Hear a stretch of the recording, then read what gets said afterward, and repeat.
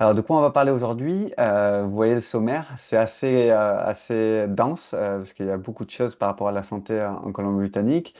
Mais donc, on va voir après une petite introduction, on va parler du système de santé, comment ça fonctionne ici, le Medical Services Plan, donc la couverture de santé, Pharmacare, Health Connect Registry, Health Gateway. Tout ça, c'est des choses peut-être totalement abstraite pour vous, mais donc vous allez découvrir à quoi ça correspond et comment ça peut vous aider. On parlera ensuite de quelques programmes, Santé Ouest, et ensuite donc des ressources utiles, et on passera à la période des questions-réponses. Karl, je te laisse commencer par l'introduction. Très bien, merci Nicolas. Donc, alors pour commencer, on va essayer d'être bref, mais c'est important de rappeler un petit peu le contexte dans lequel on se trouve ici en Colombie-Britannique. Comme vous le savez, on est dans un pays bilingue, donc le bilinguisme, c'est surtout un moyen pour garantir l'épanouissement des minorités francophones et anglophones, donc en l'occurrence ici en Colombie-Britannique, les minorités francophones. Et c'est dans ce cadre que mon rôle existe, et il est de guider les francophones dans le système de santé. Parce que, comme vient de le dire Nicolas, il y a beaucoup de choses. C'est un sujet compliqué parfois et vaste. Et donc, le faire dans sa langue, c'est important. Tous les services publics qui dépendent du fédéral sont bilingues, sont à la fois en anglais et en français. Mais donc, la justice, les impôts, etc. Mais la santé, l'éducation sont des prérogatives du provincial. Et donc, pour ces domaines-là, il n'y a pas d'obligation légale. On espère que ce sont des choses qui vont évoluer, mais il n'y a pas aujourd'hui d'obligation légale de servir des services de santé en français. Donc, c'est pour ça qu'on a cette présence. Donc, mon rôle, c'est d'apporter de l'aide aux francophones, de guider les francophones dans leur parcours de santé en français. Et juste pour signaler que c'est une initiative du programme des affaires francophones du gouvernement et de l'autorité provinciale de santé. Donc, on expliquera un petit peu tout à l'heure ce que c'est PHSC. Juste parler un tout petit mot de l'impact des barrières linguistiques. Il y a Mm. beaucoup d'études, euh, certains d'entre vous étaient présents hier, on a pas mal parlé à l'événement Bienvenue à Vancouver. Il y a beaucoup d'études qui montrent que les patients qui sont confrontés systématiquement à des barrières linguistiques ne bénéficient pas de la même qualité de soins. Pas pouvoir communiquer quand il s'agit de soins dans sa langue, ça crée des malentendus, ça crée des erreurs médicales, ça a des conséquences à la fois pour nous en tant que patients et pour le système de santé. Et même, j'allais dire, c'est important pour ceux qui parlent couramment l'anglais. Donc le simple fait d'avoir des services en français, ça contribue à éliminer ces lacunes du système et c'est à ça qu'on s'attache. Donc on rentrera dans le détail de que sont ces services qui permettent de pallier, de réduire ces erreurs, ces problèmes de langue. Voilà. Alors, pour donner un petit peu plus de profondeur à ce qu'on vient de dire, quand on regarde effectivement les projections démographiques dans les années à venir, non seulement en regardant ce graphique, on voit que l'évolution de la démographie en BC, elle s'est construite sur l'immigration et les projections dans la dizaine d'années à venir, cette progression, elle va continuer. C'est-à-dire qu'on a aujourd'hui à peu près un tiers de la population en Colombie-Britannique qui est issue de l'immigration, première ou deuxième génération. Cette proportion, elle va monter jusqu'à 70%. Donc, deux tiers de la population dans les années qui viennent seront issus de l'immigration récente. Et forcément, et donc on est déjà la province la plus ethniquement variée du Canada. Donc, ça pose un problème sur le système de santé. Et c'est pour ça qu'existe PLS, qui est le service auquel je suis rattaché, qui sont les Provincial Language Services. Donc, notre mission, c'est d'éliminer ces barrières linguistiques et culturelles dans tous les accès aux soins. Il y a un petit souci sur le Oui, graphique de droite, c'est ça, ouais, ouais, aussi. Ça a montré qu'à Vancouver, je crois, il y avait 67% où il y aurait dans quelques années 67% de la population qui serait issue de l'immigration ou quelque chose comme ça. C'était ça, hein, le c'est graphique. exactement ça. Entre 69 et 73%, les projections démographiques officielles indiquent qu'on sera à ce niveau-là de population issue de première ou deuxième génération. Et au sein de la francophonie avec là même une grande diversité. Donc c'est juste pour montrer qu'il y a, voilà, ça présente des challenges, on va dire, importants pour le système de santé et il faut qu'on y réponde. Donc, notre rôle, juste pour rentrer un petit peu plus dans le détail du rôle des services francophones, il y en a trois. Le principal, comme je le disais, c'est la navigation dans le système de santé. Donc, c'est de vous guider, non pas forcément de pouvoir répondre à toutes les questions, mais au moins de vous dire à qui vous adresser et où trouver des informations qui répondent aux questions que vous vous posez. Le deuxième volet, c'est la création, l'adaptation et la diffusion des ressources en français. Donc, quand vous allez sur les sites des hôpitaux, sur le site du ministère de la Santé, toutes les informations importantes qui concernent la communauté, qui peuvent concerner la communauté francophone, sont traduites par nos soins. Le troisième volet, ce sont les services d'interprétariat. C'est tellement important qu'on rentrera dans le détail tout à l'heure parce que c'est l'un des services clés de PLS, de Provincial Language Services. Et puis, nous, au service francophone, un dernier volet qui est très important, c'est aussi l'identification, c'est le financement, c'est l'initiative de tous les projets qui permettent de comprendre quels sont les besoins spécifiques des francophones et puis des projets qui permettent d'y répondre et de faire monter en capacité le système de santé pour mieux vous servir. Pour donner quelques exemples très rapides, on travaille aujourd'hui sur un projet qui permettra, je l'espère rapidement, d'identifier par votre carte de santé ou par Health Gateway, dont on parlera aussi, votre langue de préférence, pour que ceux qui souhaitent avoir utilisé le français comme langue de préférence l'indiquent. Ça ne veut pas dire qu'il y aura forcément des services en face, mais au moins ça permet de, comment dire, de montrer, de construire des statistiques et de montrer qu'on existe et qu'on a besoin de services en français. Un autre exemple qui nous lie avec Réseau Santé, c'est les Cafés de Paris, qui est un programme qui permet de former des professionnels de santé dans la Colombie-Britannique à parler français, mieux parler français pour être capable de vous recevoir et au moins de commencer la conversation en français. Voilà. Je reprends la parole donc pour parler un peu de Réseau Santé Colombie-Britannique. Donc on est un organisme provincial à but non lucratif et donc on est là en fait pour connecter un petit peu toutes les parties prenantes par rapport à la santé. Donc que ça soit la communauté déjà principalement vous, les professionnels de santé, ça peut être les décideurs politiques aussi pour comme le Zicard pour essayer de faire changer le système et essayer que le système offre déjà de base plus de services. De santé en français. On travaille aussi avec les instituts de formation et directement donc les prestataires de services, bien sûr. Et donc notre vision vraiment, c'est que les francophones de la Colombie-Britannique aient accès donc à des services de santé et de bien-être de qualité et adaptés à leurs besoins. Donc c'est très important pour nous aussi d'écouter les besoins des francophones et de travailler pour faire changer les choses. Et on en parlera un petit peu plus tard avec les services directs que l'on offre via Santé Ouest. Nos actions, principalement, donc, c'est trois piliers principaux. Donc, la première chose, c'est informer. Je ne sais pas si vous êtes nouveaux arrivants ou pas, mais le site de Réseau Santé est très fourni pour tout ce qui est information relative à la santé. Si vous avez besoin d'informations sur ce qu'on va présenter aujourd'hui, que ce soit le MSP, Pharmacare, Health Gateway,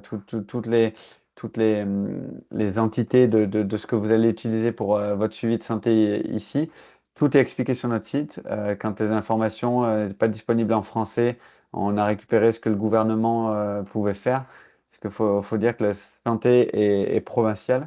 Et donc, on récupère ce que le gouvernement pouvait faire en anglais, on l'a traduit, etc. Donc, vous pouvez trouver toutes les informations concernant tout ce qui a trait à la santé sur notre site internet.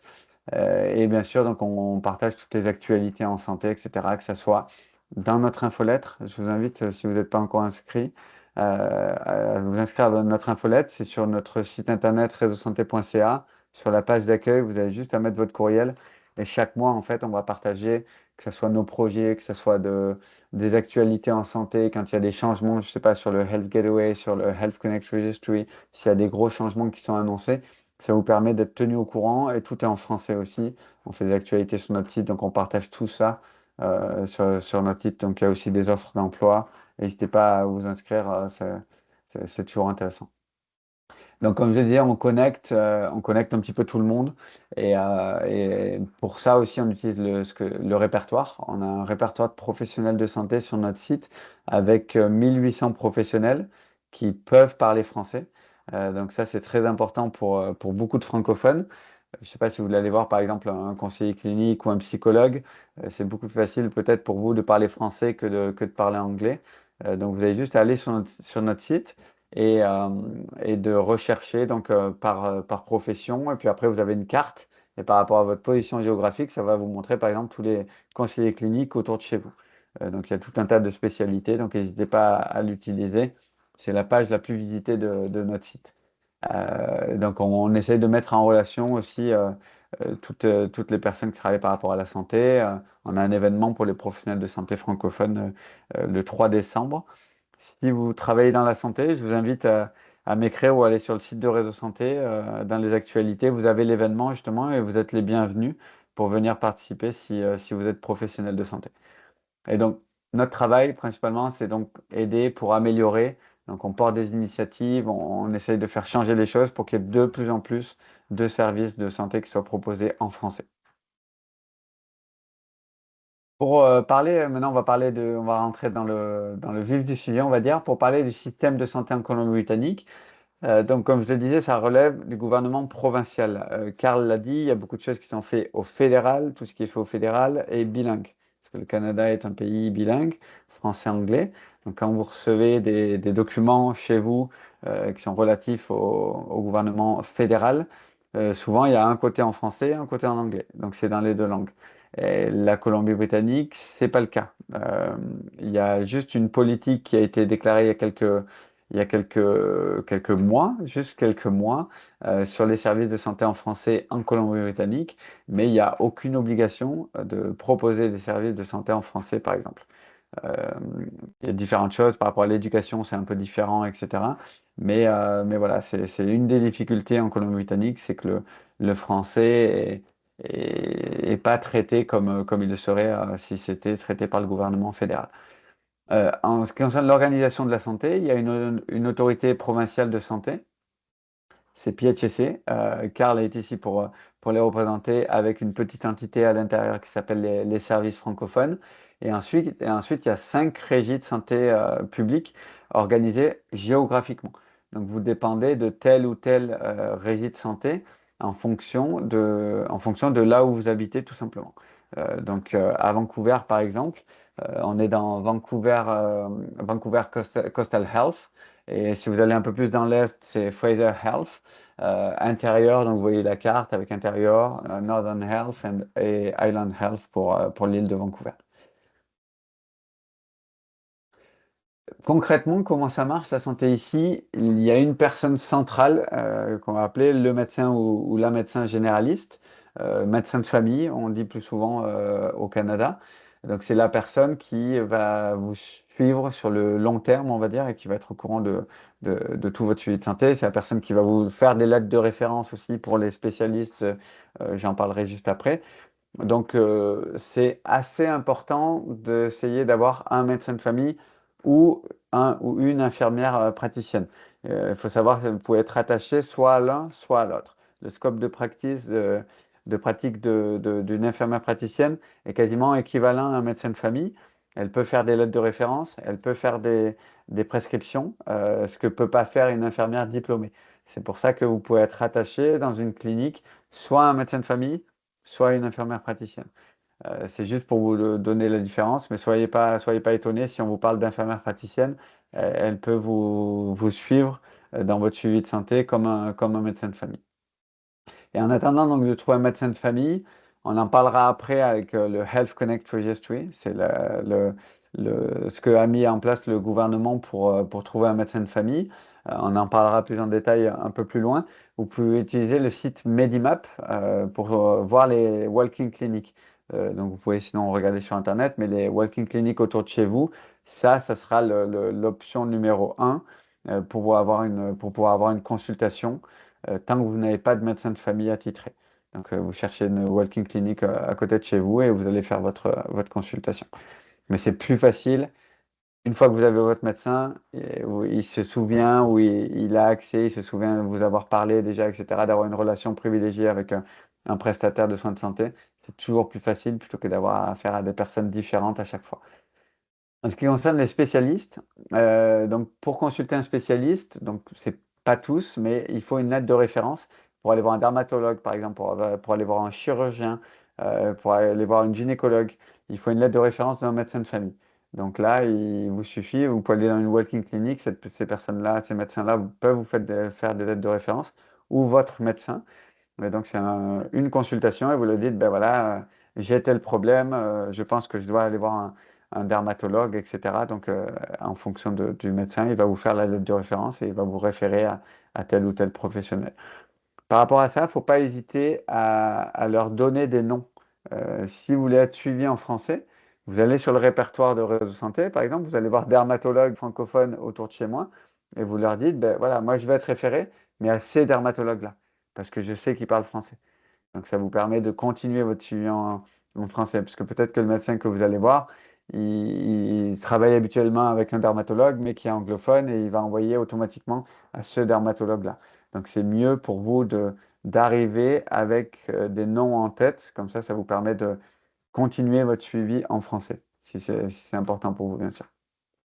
Deux numéros ici très importants, le 811 et le 911.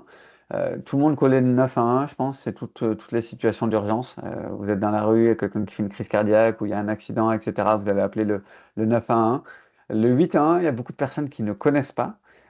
Donc c'est accessible 24 heures sur 24, 7 jours sur 7, et c'est toutes les situations non urgentes.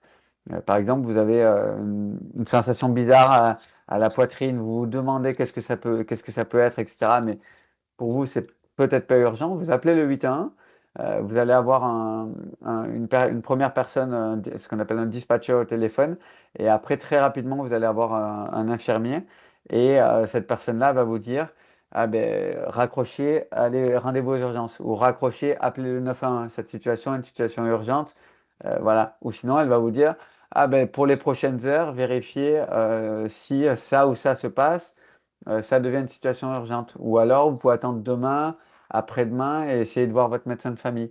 En fonction de, moi par exemple, j'ai pu appeler pour ma fille qui avait une déclaration allergique et il m'avait juste dit, ben, vérifiez ça pour les prochaines heures.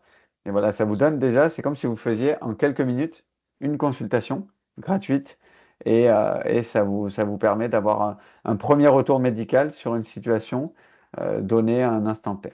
Donc c'est super important. N'hésitez pas à l'utiliser autant que vous voulez dès que vous avez un questionnement par rapport à votre santé.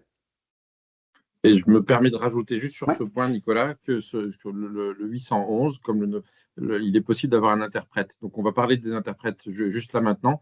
Et justement, en appelant le 811, vous pouvez demander à parler en français et on va vous mettre en relation avec un interprète. Parce que quand on parle, un très bon exemple, Nicolas, quand on a des enfants et qu'on a des doutes, on sent que ce n'est pas très important, mais on veut vérifier que ce n'est pas important, qu'il n'y a pas besoin d'aller aux urgences.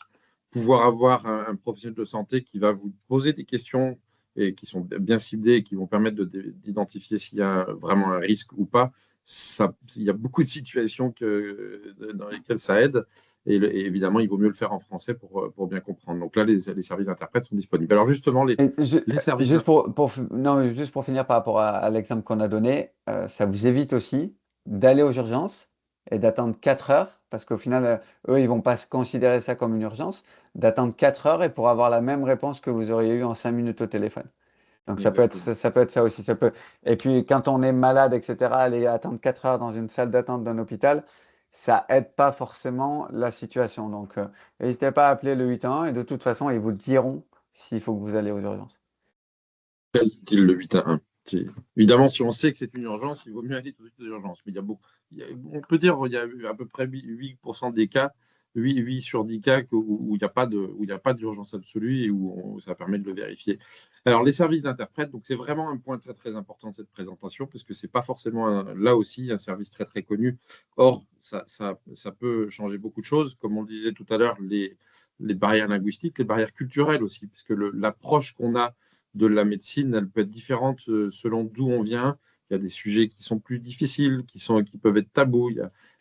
Donc, on vient tous avec des attentes différentes et avoir un interprète, ça permet de pallier à ces difficultés, d'éviter ces mécompréhensions, ces disconnexions qui peuvent exister entre nous et le praticien de santé, et donc d'avoir une meilleure santé. Donc, les services d'interprète sont des services qui sont offerts par PHSA, par spécifiquement PLS Provincial Language Services, et sont des services qui sont pour nous, francophones, du fait du bilinguisme, disponibles 24 heures sur 24, 7 jours sur 7, gratuitement.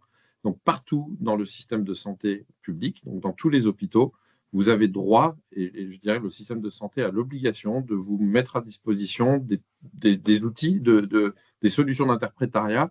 Et en fonction de la situation, il y a trois modes de livraison, on va dire. Soit vous avez un rendez-vous qui est pris à l'avance et on a le temps à ce moment-là de vous mettre d'organiser la venue d'un interprète physique. Et c'est toujours mieux parce que pouvoir voir, pour avoir à côté de soi un interprète, ça permet de mieux comprendre, voir la gestuelle, et donc on a une traduction plus fine. Donc, dans ce cas-là, quand c'est prévu à l'avance, l'interprète vient sur place au rendez-vous que vous avez avec votre médecin. Second cas, vous arrivez aux urgences, ce n'est pas prévu, et il arrive dans certains hôpitaux qu'il y ait un interprète francophone qui soit là, mais c'est relativement rare. Donc, s'il n'y en a pas, dans beaucoup d'hôpitaux, dans les plus gros hôpitaux, mais on les déploie de mois en mois, et aujourd'hui, c'est pratiquement dans tous les hôpitaux, on a des machines qu'on appelle des VRI, des robots, dans lesquels on a à la fois des écrans et un système d'audio pour pouvoir être en relation par la vidéo et le son avec un interprète qui pourrait être partout dans la province. Donc, ça permet à tout moment d'avoir les ressources l'aide d'un interprète et où on peut utiliser l'image. Au pire des cas, quand il n'y a pas ces outils dans des petits hôpitaux où que les outils sont utilisés, on va dire, il y a aussi la possibilité d'avoir un interprète par téléphone. C'est pas ce qu'on choisit, on essaye encore une fois au maximum d'utiliser ou les VRI ou mieux la présence physique. Donc, juste pour dire, évidemment, le français est l'une des langues les plus importantes du fait du bilinguisme, mais on traduit aussi 200 langues, donc il y a d'autres langues et dialectes qui sont traduits par nos services, mais ils existent, ils sont gratuits tout le temps, donc n'hésitez pas à les demander. C'est une situation un peu différente, on verra peut-être dans le slide après, je crois, sinon j'en reparlerai un petit peu après, la différence entre les hôpitaux et les cliniques, mais je me rappelle plus ce qu'on Non, en reparle après. c'est juste sur ce slide de C'est juste sur ce préciser justement slide-là. pour les cliniques privées et les différences avec les ordres professionnels pour les médecins. Alors, sans rentrer en gros, dans les cliniques, théoriquement, ça n'est pas un service c'est vraiment dans le public qu'on a ces interprètes, mais on a des accords PLS, des accords de plus en plus fréquents avec les cliniques privées, et en fonction de l'affiliation, chaque médecin, quand je ne veux pas rendre la chose compliquée, mais chaque médecin est affilié à un ordre de médecins. Il y en a deux en Colombie-Britannique, il y a Doctors of BC et Family Practice. Et Doctors of BC, on a des accords quasiment avec tous les médecins affiliés à Doctors of BC, et sont en général les généralistes. Donc, la plupart du temps, vous avez accès par téléphone. En revanche, c'est le seul mode de livraison, mais vous avez accès à un interprète aussi dans les cliniques, les walk-in cliniques, les cliniques sans rendez-vous. Dans les hôpitaux, il n'y a pas de questions à se poser. C'est disponible. Donc, demandez-les. L'information à retenir, c'est où vous alliez demander à parler en français, et la plupart du temps, vous aurez une solution. Aussi, on peut tomber sur des médecins qui parlent un petit peu le français, parce qu'il y en a plus il y a à peu près 20-25% des praticiens de santé, de nurses, qui parlent français. C'était moi. Ouais, vas-y, Carl, Alors, continue. continuons. Donc, on parlait un peu de différences culturelles dans l'approche des rendez-vous. Il faut vraiment parler de ce qui est spécifique dans la façon dont se déroulent les rendez-vous médicaux en Colombie-Britannique. Ce qui est spécifique, c'est qu'on a un rendez-vous en général pour traiter un sujet. Non seulement les rendez-vous sont courts, 10 minutes au maximum, mais en général, les médecins, il y a des médecins qui sont un peu plus flexibles, mais en général, comme il y a une question de temps, les médecins préfèrent qu'on aborde qu'une seule question, qu'un seul sujet. Donc, en gros, si vous avez deux sujets très différents, deux pathologies ou de soucis très différents, ça vous obligera à prendre deux rendez-vous. Et c'est ce à quoi vous encouragera le médecin. Donc, pour bien utiliser votre temps, et comme il y a ce souci de langue, si vous n'avez pas la chance tout de suite d'avoir un médecin francophone, la méthode qu'on vous suggère, c'est la méthode qu'on a appelée la méthode pivot, qui consiste en 4 points. Le premier, c'est de vous préparer. Parce qu'il y a, quand on n'a pas d'interprète, ça change tout quand il y a un interprète, évidemment. Quand on n'a pas un interprète, il y a une sémantique, il y a un vocabulaire qui est forcément médical, qui est très différent. Donc, c'est utile de préparer le rendez-vous pour pouvoir mieux exprimer ce que vous ressentez, votre pathologie, ce qui vous amène à rencontrer le médecin. Informez-vous, essayez d'aller sur Internet, sur les réseaux, sur les blogs pour essayer d'avoir un peu plus d'informations sur ce que vous ressentez pour pouvoir mieux l'expliquer. Ça fait partie de la préparation aussi. Vérifiez, c'est-à-dire n'hésitez pas à dire, et c'est lié avec le point suivant, oser, vérifier que vous avez bien compris ce que vous a dit le patient, quel est le médicament qui vous suggère, la posologie, etc. Et puis oser parler. C'est intimidant, forcément, c'est toujours intimidant d'aller chez le médecin, ça l'est encore plus quand on ne partage pas la même langue. Donc il faut oser. Et se préparer, ça permet d'être plus actif sur cette demande.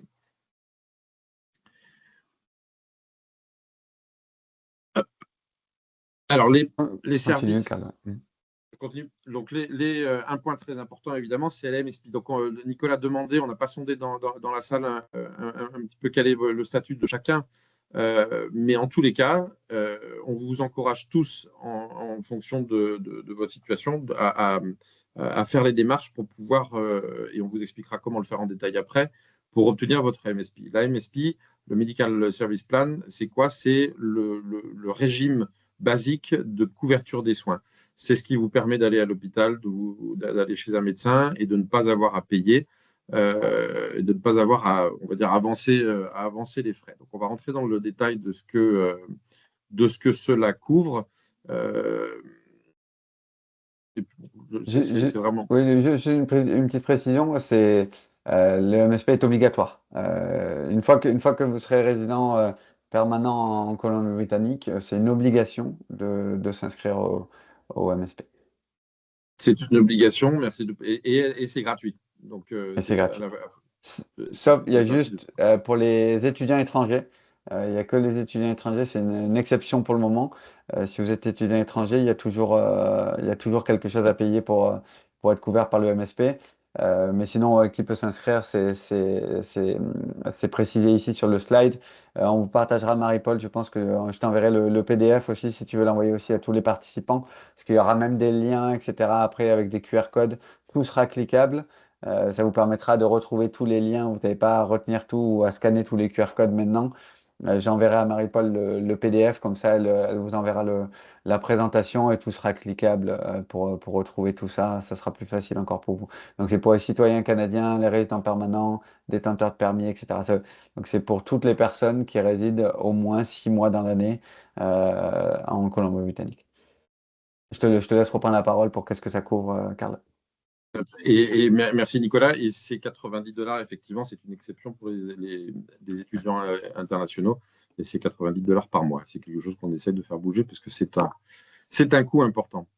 Une maman qui a, elle, un statut de travailleur, un emploi, et qui a des enfants, les enfants ne sont malheureusement pas bénéficiaires de la couverture jusqu'à leur majorité. Alors, quels sont, donc on dit, c'est le régime, la MSP, c'est le régime basique de santé, donc ça ne couvre pas forcément tout. Donc, qu'est-ce que ça couvre? Ça couvre quand vous avez la MSP, donc encore une fois, qui est gratuite, que vous avez cette carte, et on rentrera dans le détail de comment l'obtenir, cette carte, ça couvre les visites médicales et les services qu'on appelle les services nécessaires, donc les médecins spécialistes, les généralistes, les sages-femmes, ça couvre les hospitalisations, ça couvre les services de laboratoire, donc vos tests sanguins, les radios, ça couvre certains traitements et services. On ne va pas rentrer dans le détail, mais il y a quand même certains traitements qui sont couverts. En revanche, ça ne couvre pas les médicaments. Mais on parlera de solutions alternatives. Ça ne couvre pas les lunettes, ça ne couvre pas les soins dentaires et ça ne couvre pas tout ce qui est paramédical. Donc, vous avez vous avez en consultant Health Insurance BC, qui est le site, on vous donnera le lien tout à l'heure, la possibilité de voir exactement quels sont ces traitements qui peuvent être couverts ou ces services qui peuvent être couverts ou qui ne le sont pas. Et on va parler après dans les slides suivants voilà, des alternatives. Parce qu'on disait, je ne sais plus, je ne vois pas le code couleur, Nicolas, mais Oui, je vais reprendre la parole sur Pharmacare. Mais pour préciser, oui, juste, je vais revenir sur le slide peut-être d'avant. On précisait ici par rapport à, on parlait d'assurance privée en bas à droite du slide. C'est en fait pour tout ce qui est pas couvert par le MSP. Souvent, ce qui prend le relais, donc c'est une assurance complémentaire. Et c'est principalement, régulièrement, ce qui est fait en Colombie-Britannique, c'est que c'est via votre employeur. Votre employeur a une affiliation avec, je sais pas, il y a la Sun Life, il y a Canada Life, il y a tout un tas d'assurances comme ça privées. Et donc, c'est via votre employeur que vous avez ces droits supplémentaires. Et après, c'est à vous de poser les bonnes questions, de faire la recherche, de regarder ce que vous fournit votre employeur ou ce que vous fournit votre entreprise d'assurance complémentaire pour voir exactement à quoi vous avez droit. Par exemple, ça peut être pour un physiothérapeute, vous avez droit à 500 $ par an. Pour un massothérapeute, 500 $ par an. Et parfois, il y a aussi des limites. Vérifiez bien aussi pour ne pas avoir des surprises. Des limites par acte. Par exemple, je ne sais pas, un massothérapeute, ils ont une certaine liberté pour mettre leur prix. Il va peut-être être à 140 $, mais votre assurance vous couvre à 100%, mais jusqu'à hauteur de 120 $. Donc, il vous restera quand même ces 20 $ à payer. Donc, renseignez-vous bien pour chaque acte. Je pense au dentaire. Au dentaire, il y a beaucoup de choses qui sont couvertes, mais après, vous avez un quota, par exemple, annuel. Mais il y a beaucoup de choses aussi qui ne sont pas couvertes. Par exemple, si vous devez faire un, un implant, aussi. etc., donc des choses un peu plus importantes, demandez des devis, en fait. Avant d'aller, plutôt que d'avoir la surprise, vous sortez de la chaise du dentiste, vous êtes encore un peu endormi et puis on vous donne la facture. Vous attendiez à ce que votre assurance vous rembourse tout. Demandez le devis avant et eux, en fait, ils font une préautorisation avec votre assurance. Et ils vont vous dire directement, ah ok, ben ça sera couvert, ça sera couvert. Le reste à charge sera de... Et comme ça, avant d'arriver même dans le cabinet, vous savez déjà quel montant vous aurez à payer de votre poche. Donc ça permet d'éviter les surprises en fin de rendez-vous et puis les conflits ou les tensions un petit peu avec les personnes dans les cabinets. Comme ça, vous avez directement l'information de qu'est-ce qui est couvert, qu'est-ce qui n'est pas couvert. Pour chaque professionnel, vous pouvez demander une préautorisation, entre guillemets. Juste une petite précision par rapport à ça. Il y en a qui font ce qu'on appelle le direct billing ou pas. Donc, qu'est-ce que ça veut dire, le direct billing? Ça veut dire que vous allez voir un massothérapeute. Si, par exemple, votre assurance couvre à 120 $, vous sortez du rendez-vous, vous ne payez rien. Parce que cette personne-là, ce professionnel-là, va se faire payer par votre assurance. Alors que s'il n'a pas le direct billing, vous allez payer les 120 $. Vous allez vous connecter à votre espace sur le site de votre assurance. Et là, vous allez soumettre la demande de, ben voilà, je viens de faire un rendez-vous de massothérapie aujourd'hui, j'ai payé 120 $ et un ou deux jours après, c'est très rapide, souvent, vous allez recevoir sur votre compte les 120 $. Donc voilà, c'est ça la différence du direct billing. Votre assurance vous couvrira de la même façon, sauf que vous devrez sortir, régler le montant de la prestation et après récupérer l'argent. Je ne sais pas si tu avais quelque chose à rajouter, oui. Je crois que c'est très, très complet. Non, c'est vrai qu'il ne faut pas se laisser coincer, donc ça vaut le coup. Maintenant, en général, chez le dentiste, ou si vous allez pour une visite normale et puis que le dentiste trouve qu'il y a quelque chose d'assez important à faire, en général, vous donnez quand vous arrivez votre carte MSP et votre carte de santé complémentaire, on va l'appeler, avec ce qu'on appelle vos bénéfices, et tout de suite, en général, la secrétaire ou le dentiste lui-même va vous dire, j'ai regardé votre situation et si on fait les soins qu'on vous recommande, vous allez devoir payer tant ou elle va vous dire c'est couvert par votre complémentaire. Donc, en général, de plus en plus, je constate que les cabinets sont proactifs et ne vous mettent pas dans cette situation où vous êtes complet. Je pense que c'était très clair, Nicolas. Merci. On a encore beaucoup de choses à voir, donc on va accélérer, mais juste une petite précision par rapport à ça, MSP et les assurances complémentaires aussi, c'est quand vous êtes en voyage, vérifiez de votre côté aussi, mais souvent les assurances complémentaires, par exemple, vous couvrent même si vous êtes à l'étranger. Donc, ils peuvent couvrir des frais médicaux que vous pouvez avoir. Par exemple, si vous rentrez dans votre pays d'origine pour des vacances, c'est possible que si vous avez des frais là-bas, que ça soit couvert aussi. Le MSP aussi permet de faire des demandes par rapport à ça. Mais il y a souvent un délai. Si vous rentrez pendant 6 mois, ça ne fonctionnera plus. Il y a souvent un délai de 30 jours, par exemple. Mais renseignez-vous avant de partir, comme ça vous évite des soucis par la suite. On va maintenant passer à un autre volet, c'est Pharmacare. L'inscription à Pharmacare, on y reviendra juste après, mais elle se fait en parallèle au MSP. Donc, si vous n'êtes pas encore inscrit au MSP, si vous allez le faire, vous pouvez faire les deux demandes en même temps. Donc, c'est pour ça on le présente en même temps. Qu'est-ce que c'est Pharmacare? Donc, c'est une assistance provinciale de Health Insurance BC pour le coût des médicaments. Donc, ça, c'est vraiment utile pour des personnes qui ont des maladies chroniques, par exemple, avec des grosses dépenses en médicaments. Je vais avoir un exemple juste après. Mais n'hésitez pas à vous renseigner par rapport au pharmacare pour avoir un peu plus de détails. Mais voilà, c'est vraiment si vous avez des dépenses, assez rapidement, le gouvernement va prendre part aux dépenses et prendre une grande partie des dépenses à sa charge. Par exemple, une famille qui a un revenu familial à 40 000 $. Par rapport à ça, ils calculent un quotient familial. Donc là, par exemple, une franchise, pardon. Et là, la franchise, par exemple, pour cette famille-là, c'est 1 100 $. Donc ça veut dire que jusqu'à 1 100 $, c'est la famille qui paye à 100%. Et entre 1 100 et 1 500, la famille paye plus que 30%. Pharmacare prend à sa charge 70%. Et ensuite, au-delà de 1 500 $, le système prend la totalité des dépenses. Donc là, je pense à une famille, je ne sais pas, qui a malheureusement des gros problèmes de santé dans la famille. Si vous avez 10 000 $ de dépenses, au final, sur les 10 000 $, vous aurez 1 100 plus 30% des 400 $ restants. Donc vous aurez un peu plus de 10% des dépenses, mais le système va prendre en charge la plupart des dépenses. Comment appliquer, donc que ce soit MSP Pharmacare, comme je le disais, l'inscription se fait en même temps. Vous dites, est-ce que je veux m'inscrire à Pharmacare en même temps? Vous dites oui, tout simplement. Il n'y a pas plus d'informations à donner. Mais voilà, donc il y a un formulaire en ligne. C'est directement sur le site. Je vois que je ne l'ai pas partagé là, mais c'est juste après sur le slide après. Donc il y a un formulaire en ligne.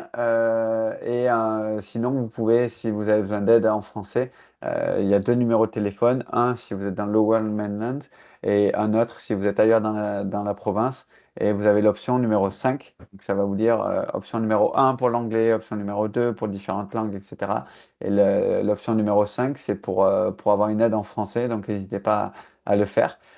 Vos documents, donc c'est preuve de citoyenneté, résidence permanente, donc c'est par rapport à votre statut. Et il y aura des informations aussi par rapport à votre déclaration d'impôt.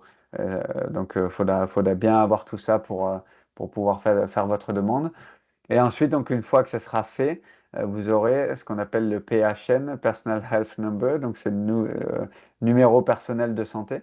Donc, il est indiqué sur votre carte de BC Services Card, votre carte de santé de Colombie-Britannique. Et donc là, si vous êtes résident temporaire, il n'y aura pas de photo sur la carte. Et si vous êtes résident permanent, il y aura une photo sur la carte. Et ça vous sert aussi de carte d'identité. Quand on vous demande une carte d'identité, vous pouvez nous donner votre permis de conduire, par exemple, de Colombie-Britannique, ou votre BC Services Card, comme il y a la photo, votre nom, etc.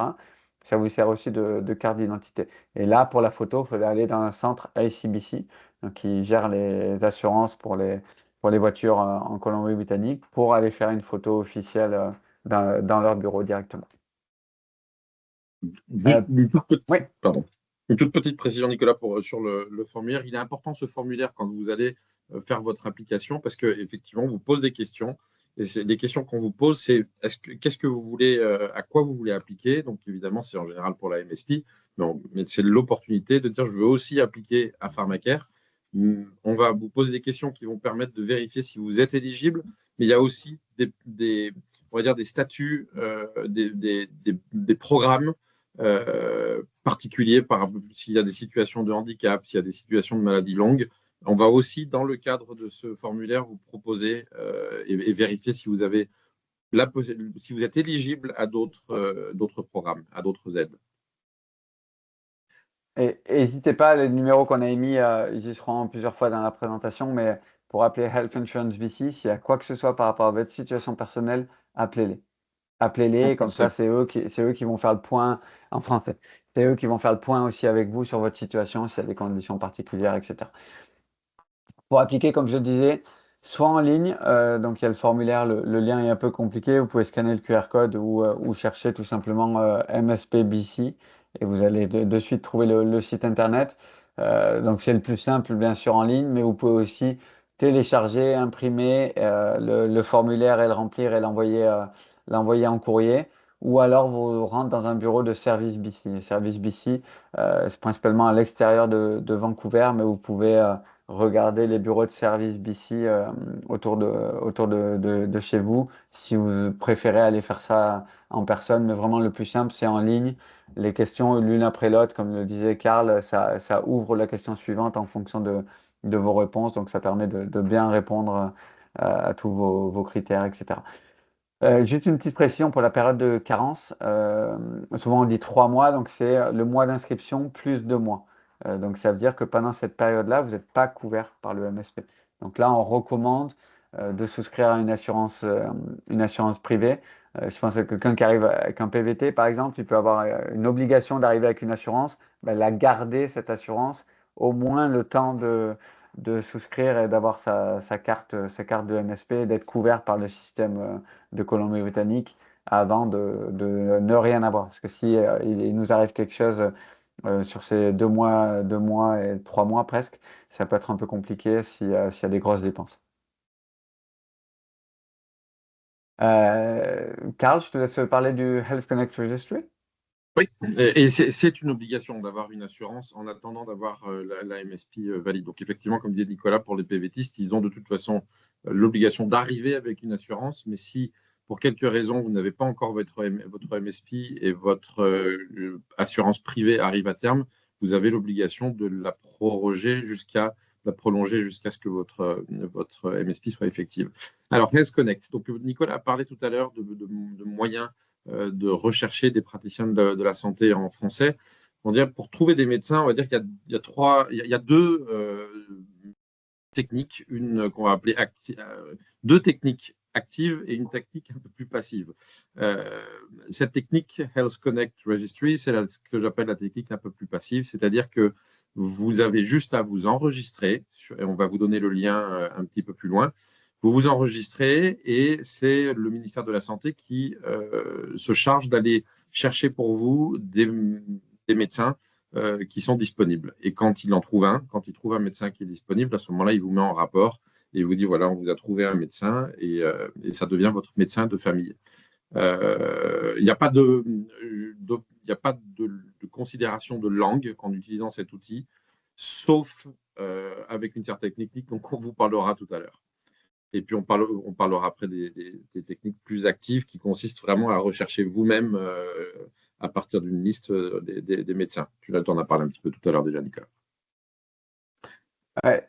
Juste pour compléter sur le Health Connect Registry, ça fonctionne parce qu'il y a il y a plusieurs centaines de milliers de personnes qui ont déjà été connectées donc à un prestataire de soins de santé, donc que ce soit un médecin de famille ou une infirmière praticienne, comme je le disais tout à l'heure. Mais donc pour s'inscrire, c'est très simple, ça prend 10 minutes. Il faut votre personal health number, il faut votre adresse, votre courriel et un numéro de téléphone.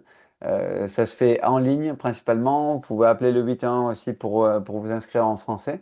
Et donc là, c'est ce qui est précisé au milieu. Il n'y a pas de notion de langue préférentielle. Mais donc j'en parlerai tout à l'heure avec le centre de santé Santé Ouest.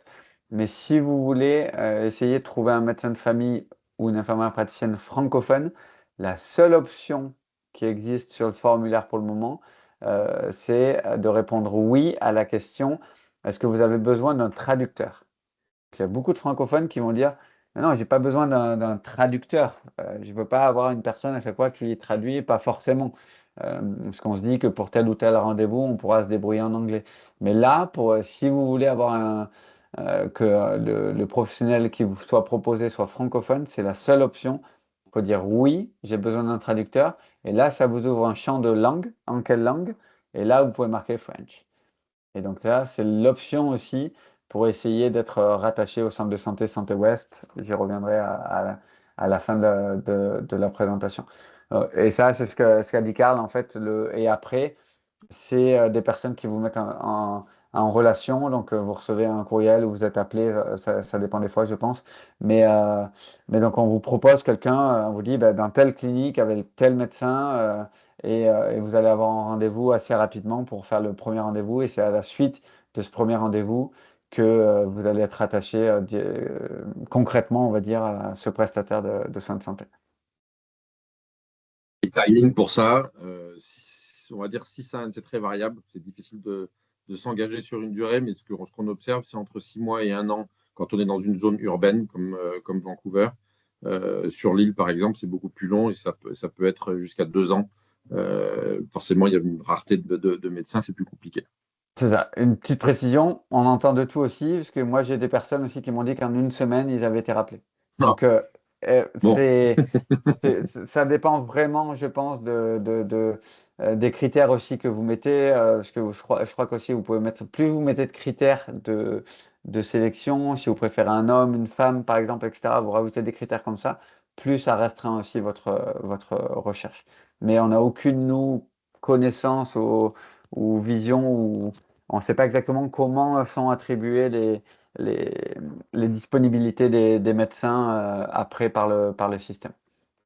et puis il y a un facteur chance, parce qu'il peut y avoir des médecins qui ont tout d'un coup une disponibilité et ce n'était pas le cas avant, et vous tombez, votre application tombe à ce moment-là, et donc il y a effectivement beaucoup de facteurs. C'est ça. Je vais vous parler maintenant de Health Gateway.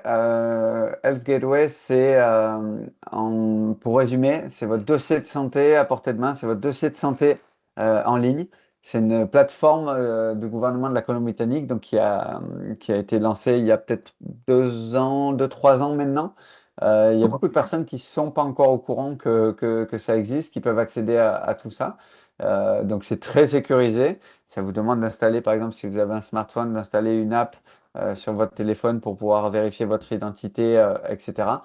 Donc, pour être sûr que vos données de santé ne soient pas facilement récupérables par d'autres personnes, bien sûr. Et donc, toute personne inscrite au MSP peut y accéder. Donc, voilà ce que je dis, le BC Services Card App. Et on a expliqué sur notre site internet, comme j'ai expliqué en début de présentation, par exemple, pour ça, on explique tout, traduit en français, comment s'inscrire, comment installer l'application, etc. Et comment ça fonctionne. Donc, n'hésitez pas à consulter notre site internet pour ça. Qu'est-ce que vous retrouvez sur Health Gateway? Vous retrouvez toutes vos prescriptions de médicaments que des médecins ont pu vous faire, toutes vos analyses de laboratoire. Tous vos tests Covid, toutes vos vaccinations, toutes les consultations que vous avez pu faire, que ce soit avec des spécialistes, avec des médecins de famille, vous retrouvez toutes les dates, vous avez tout. Donc voilà, les rapports d'imagerie, et donc les radios que vous pouvez faire, les documents cliniques, les visites à l'hôpital, il y a des autorisations spéciales. Donc en fonction de votre suivi de santé, vous avez tout un tas d'informations accessibles. Donc vous pouvez voir tout votre dossier de santé. Et aussi, il y a le registre des donneurs d'organes. Donc, vous pouvez, si vous souhaitez souscrire à ce registre-là, c'est via le Health Gateway. Et les informations sur les personnes à charge. On parlait des enfants tout à l'heure.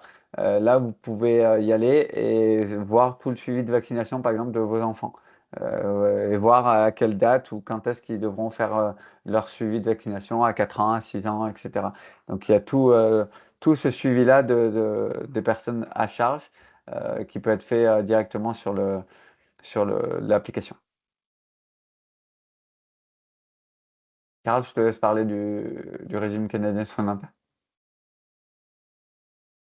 Tiens, en mute, Carl. Non seulement je suis en mute, mais j'avais perdu l'écran. Merci Nicolas. Donc le régime canadien des soins dentaires, c'est vraiment un point important parce que c'est comme Pharmacare, sont des programmes qui sont assez peu connus du public. Ils ne s'adressent pas à tout le monde, on va rentrer un tout petit peu dans le détail, mais c'est très important parce que ça permet à beaucoup de familles d'accéder d'être couverts sur les soins dentaires qui, comme on l'a dit tout à l'heure, sont ni couverts par la MSP, ni couverts par Pharmacare.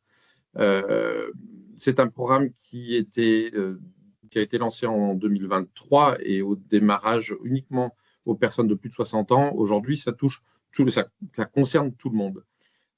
Les critères, ce sont des critères importants, les critères pour y accéder, c'est d'être affilié à la MSP. Donc, il faut déjà bénéficier de la MSP. Il faut, en revanche, n'avoir aucune couverture privée. Donc, ce dont Nicolas parlait tout à l'heure, les bénéfices, les assurances complémentaires, il ne faut pas en avoir. Il faut avoir des revenus qui sont réajustés inférieurs à 90 000 dollars par mois. Et il faut être résident canadien. Par an. Pardon, j'ai dit quoi? Oui, Non, par mois. je voulais bien dire par an, pardon. Et puis, il faut avoir déclaré ses revenus l'année dernière au Canada. Donc, regarde, par le lien ici, par le QR code, vous pouvez, de la même manière que ça se passe pour la MSP, on va vous poser, quand vous allez sur le site, on va vous poser des questions et on va tout simplement vérifier votre éligibilité en fonction des critères, des questions qui vous seront posées. Donc, faites-le voilà, si vous en êtes bénéficiaire. Ça couvre beaucoup de frais, évidemment. Euh, Encore une fois, donc le lien, on ne vous a pas mis le lien ici parce que c'est des liens du gouvernement du Canada, c'est des liens à rallonge. Mais quand on partagera la présentation, sinon vous tapez RCSD sur Google et vous retrouvez de suite les informations. C'est pan-canadien, donc vous retrouverez ça assez rapidement. Et sinon, quand Marie-Paul vous enverra peut-être le PDF, je vais faire en sorte que tous les QR codes soient cliquables. Donc, il y aura le lien derrière le QR code. Si vous cliquez sur le QR code, ça vous amène sur le lien directement. Euh, je vais vous parler moi maintenant de BC Healthy Kids Program. Ça, c'est net pour les jeunes. Et c'est un peu dans le même ordre d'idée, dans le même esprit. C'est en fonction de vos revenus, etc. pour les familles. Donc, c'est pour les 0 à 18 ans dont la famille a un revenu limité. Et principalement, c'est pour couvrir les soins dentaires, de lunettes et les appareils auditifs, par exemple. Donc, c'est vraiment pour rentrer dans les critères d'éligibilité. N'hésitez pas, si vous pensez que vous pouvez être éligible, à aller sur le site directement et vérifier ça de votre côté. Ou je pense aux personnes du relais qui suivent l'arrivée de différents publics. Ça peut être aussi votre rôle d'aller voir ce type de programme et pour vous aider à voir si telle ou telle famille peut en bénéficier parce que ça peut être une grosse aide. Je pense à un enfant qui a peut-être besoin d'appareils auditifs qui peuvent être très coûteux. Ça peut être une belle option pour eux pour réduire leurs frais de différents euh, problèmes ou besoins de santé. Exactement. Et c'est vrai, les médecins vont pas forcément vous en parler, les hôpitaux sont pas forcément au courant, donc c'est important à chaque fois qu'on a l'opportunité d'en parler de ces programmes, d'en parler au moins pour avoir la curiosité d'aller sur les sites et de répondre aux questions pour voir si on peut en être bénéficiaire, parce que ça peut changer beaucoup de choses, évidemment. Carlisé, le médecin n'est pas forcément au courant. Un conseil que j'ai pour vous, c'est d'être proactif. En santé, que ce soit en BC ou n'importe où, c'est de vous aussi aller peut-être rechercher les choses et aller faire des recherches. Et ça vous permettra d'avoir un suivi de santé, on va dire, encore plus poussé, encore plus optimisé, on va dire, comme il disait Karl, si le médecin n'a pas connaissance de ce programme-là et que vous y avez droit, voilà, ça vous facilite grandement les choses quand même. Donc, il faut aussi, vous, parfois, aller faire les recherches ou demander aux personnes qui vous aident dans votre établissement en Colombie-Britannique à vous aider à rechercher tous les programmes auxquels vous pouvez avoir droit. C'est très important. Maintenant, j'ai une question pour vous. Donc, c'est si vous êtes dans le Grand Vancouver, je vais vous parler maintenant de Santé Ouest. Donc, Santé Ouest a ouvert il y a tout juste un an. Donc, c'est le premier centre de santé communautaire francophone en Colombie-Britannique. Qu'est-ce que ça signifie en fait? C'est que dans ce centre-là, tout le personnel, que ce soit médical ou administratif, parle français, parle anglais également. Tout le personnel est bilingue. C'est une obligation de toute façon pour travailler dans la santé en Colombie-Britannique de parler anglais.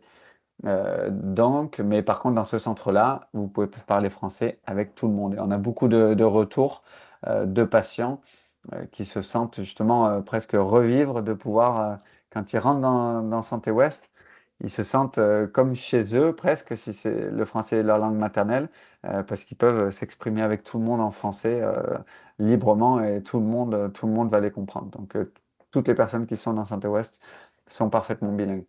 Et c'est une étape historique donc pour pour Réseau Santé, pour nous d'avoir lancé ça, mais aussi pour la francophonie en Colombie-Britannique. En fait, avant, il fallait chercher des francophones dans des cliniques autres, donc anglophones, on va dire, et essayer de trouver des médecins francophones ou des prestataires de soins de santé que ce soit médecin ou autre profession.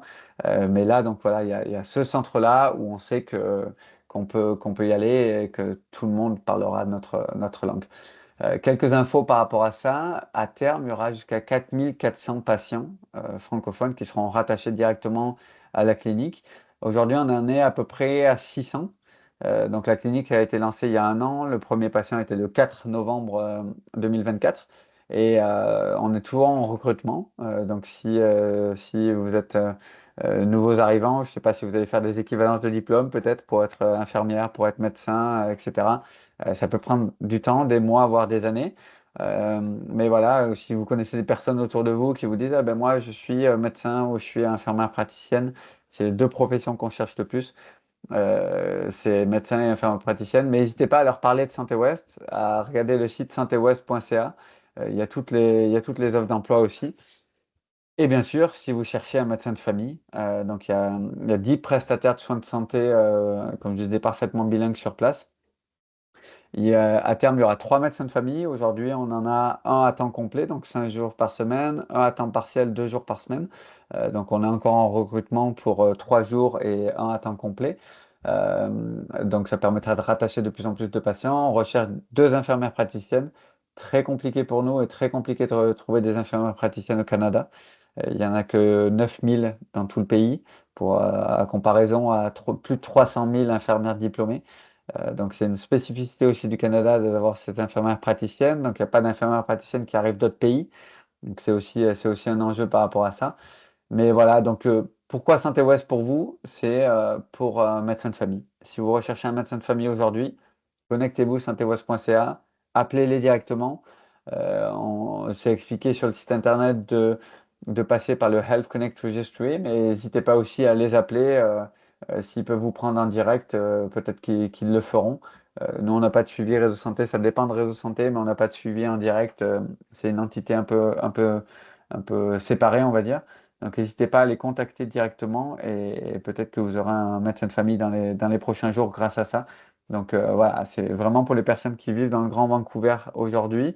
Et on va voir comment développer pour essayer d'offrir des services en ligne. Ça se fait déjà pour les patients qui sont rattachés, mais pour des personnes qui seraient plus isolées, plus loin dans la province, pour peut-être être rattachées à la clinique. Mais on le sait, pour certains suivis, il faut voir la personne. Donc, si la personne ne peut pas se déplacer à Vancouver, ça peut être problématique. Et la clinique, donc le centre de santé, est situé dans le quartier Kitsilano à Vancouver, donc au 20-25 West Broadway. Donc n'hésitez pas, pareil, à regarder et à aller peut-être à la clinique si vous souhaitez devenir patient. Juste quelques photos de la clinique, voilà, c'est tout neuf, comme je le disais. Les travaux ont été très rapides après l'acceptation du financement du ministère de la Santé provincial. Donc, c'est un financement provincial qui a permis d'ouvrir ce centre de santé-là. Il y a 4 salles d'examen avec, oui, je disais 10 prestataires de soins de santé, mais je ne suis pas revenu sur les autres. Donc, il y a aussi 3 infirmières diplômées. Donc, ils peuvent faire tout un tas d'actes, mais comme je le disais tout à l'heure, ils ne peuvent pas faire de prescription, pas faire de lettre de référence. Mais pour, je sais pas, un suivi gynécologique, par exemple, c'est pas le médecin de famille qui va le faire, c'est les infirmières. Donc voilà, ça permet aussi de faire moins de temps d'attente aussi, parce que comme ces infirmières-là peuvent faire certains actes, les médecins peuvent recevoir plus de patients. Et il y a 2 travailleuses sociales, donc n'hésitez pas à les contacter également aussi. Il y a une conseillère clinique et il y a une sage-femme. Donc voilà, il y a tout un tas de professions qui naviguent et qui gravitent autour, qui travaillent dans les différentes salles du centre de santé. Donc, n'hésitez pas à les contacter et si vous avez besoin, à y aller. Je peux Euh, ouais. J'ai juste une petite question, Nicolas. Alors, j'imagine que comme tous les cabinets de médecins, la clientèle évolue, donc il peut y avoir des patients qui s'en vont et laisser de la place à des nouveaux, pour de nouveaux patients. Et c'est la même chose pour Santé Ouest, mais aujourd'hui, est-ce qu'il reste de la place pour prendre des nouveaux patients ou est-ce que les deux médecins et nurses et infirmières ont encore des possibilités d'accueillir des patients pour devenir leur médecin de famille?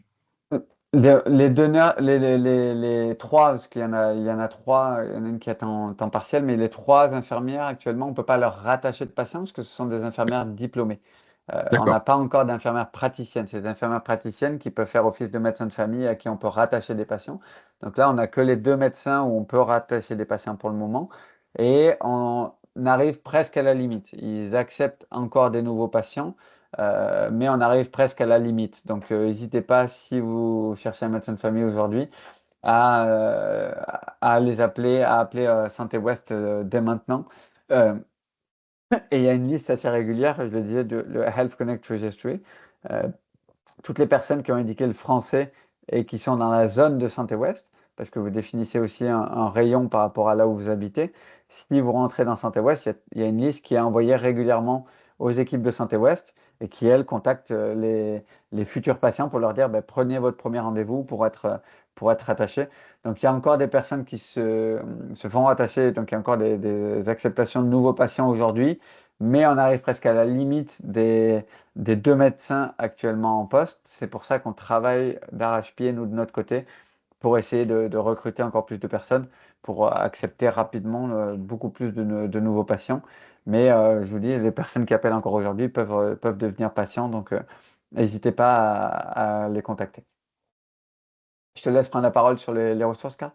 Ok, donc on a parlé déjà pas mal de ressources existantes en français, des services qu'on peut vous fournir en français, mais on va les récapituler dans les diapositives suivantes.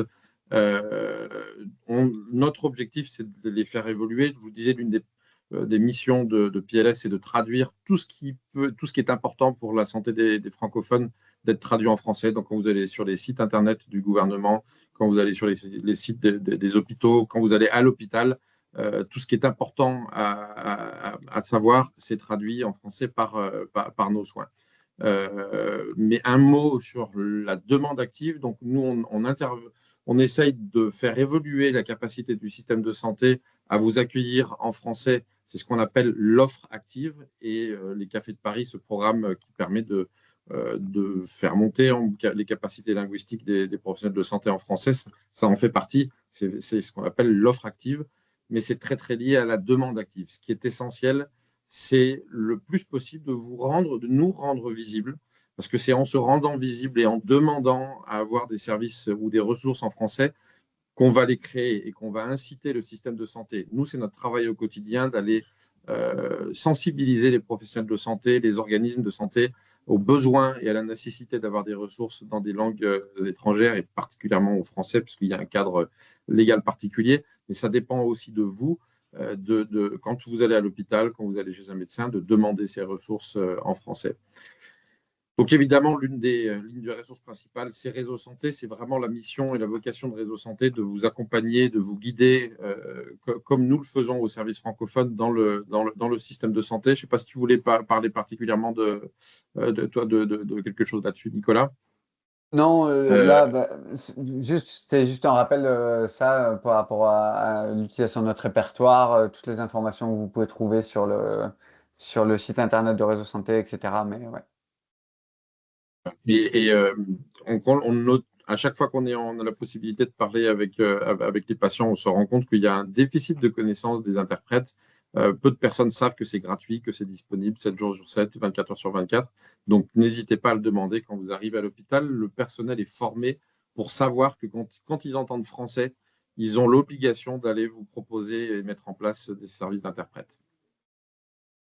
Et là, juste pour vous rappeler, donc, si vous avez des questions par rapport à votre MSP, à Pharmacare, etc., ça sert presque à rien. Nous, on est là pour vous aider à naviguer dans le système et ça sert à rien de nous contacter par rapport à votre dossier spécifique. On n'aura jamais accès à votre dossier d'inscription, etc. C'est Health Insurance BC qui gère ça. Donc, on a remis les numéros de téléphone ici pour le Lower Mainland et ailleurs dans la province avec l'option 5 pour le français. Mais il faut les contacter eux pour si vous avez des situations spécifiques. On a beaucoup de PVT qui arrivent en fin de PVT, par exemple, qui nous disent ah ben, comment je fais pour m'inscrire, etc. J'arrive en fin de PVT.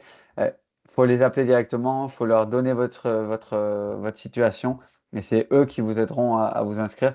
Nous, on est là pour vous aider, pour vous donner des réponses globales, générales sur tel ou tel sujet, telle ou telle information. On vous aide à naviguer dans le système, mais on n'aura jamais accès à vos données, à vos dossiers, etc., pour vous faciliter l'inscription au MSP ou ce genre de choses.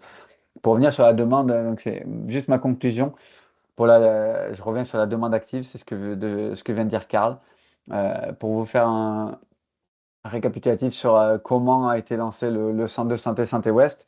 Donc, ça a duré entre 5 et 6 ans, les discussions avec le ministère de la Santé, avant que le centre de santé ouvre les portes. Et en fait, les discussions, c'était ça, parce que le ministère de la Santé, il manquait de données. Nous, on avait quelques données, mais il manquait de données de besoins francophones. Donc c'est pour ça que si on ne montre pas au gouvernement que les francophones ont des besoins, donc en fait, qu'est-ce que c'est ça? C'est quand vous allez à l'hôpital, vous dites, est-ce que quelqu'un parle français? Ou est-ce que vous avez un interprète? En fait, il y a beaucoup de communautés, ils arrivent à l'hôpital, c'est ben moi je parle cette langue, point. Et ils essayent même pas de parler en anglais. Et eux, on va leur trouver des solutions. Et eux, dans le système, il va être écrit, ah ben, une personne s'est présentée aux urgences de Saint-Paul Hospital et il a demandé telle langue ou il y a un interprète qui a été demandé à telle heure à Saint-Paul.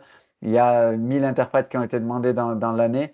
Et s'il y a zéro données de francophones qui demandent ça, en fait, on passe inaperçu et le gouvernement va se dire, ah ben oui, mais les francophones, c'est bon, ils savent faire leur suivi de santé en anglais, donc il n'y a aucun besoin de leur offrir des services en français.